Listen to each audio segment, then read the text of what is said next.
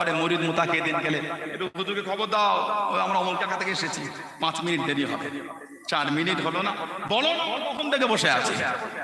অত সহজ আদবটা, অত সোজা জিনিস। ঘন্টার পর ঘন্টা বসে থাকার পরে তারপরে আল্লাহ নিয়ামত মিলাবে।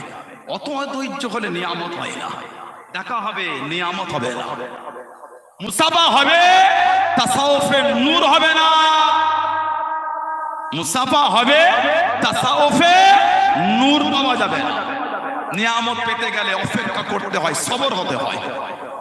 আমি বসে আছি তো বসে আছি, হুজুর বললে যাওয়া হবে, নয় যাওয়া হবে না। এসেছেন আপনার চিন্তায়, যাবেন হুজুরের চিন্তায়।